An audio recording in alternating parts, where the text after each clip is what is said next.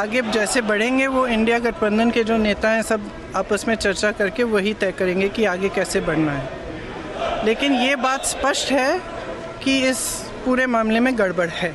ये तो आपने भी देखा है, आपको भी बहुत स्पष्ट हो गया होगा। और जो जिस तरह से बीजेपी और बाकी नेताओं, इनके नेताओं का और जवाब आ रहे हैं उससे स्पष्ट है।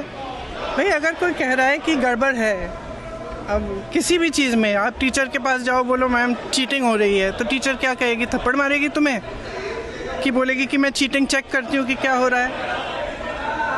और यहाँ क्या है कि उल्टा उनको, एक तो उनको गाली दे रहे हैं, सुबह से शाम तक कुछ ना कुछ उल्टा सुल्टा बोलते रहते हैं उनके बारे में, और कहते हैं कि एफिडेविट साइन करो। ये क्या बात है? सरकार हो ना, इतनी बड़ी वो इतना बड़ा ये हो रहा है, कांड हो रहा है आपके नाक के नीचे। अगर आप खुद नहीं कर रहे हो तो उसको इन्वेस्टिगेट करो। काम पता नहीं पूरे ऑपोजिशन को तो इन्वेस्टिगेट कर रहे हो, ईडी कर रहा है, सब कुछ हो रहा है, तो इनसे कराइए investigate.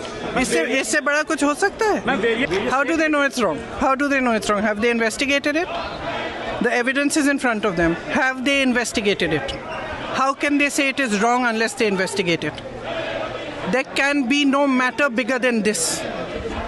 This is the democracy of our nation. It's not a joke. And it's not about one party or another party. If they have not investigated it, they cannot say that it is rubbish. I'm sorry, they have a bigger responsibility.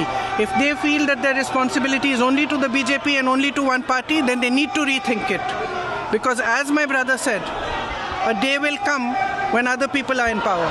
And then those who have colluded with this kind of complete destruction of our democracy will have to answer for it.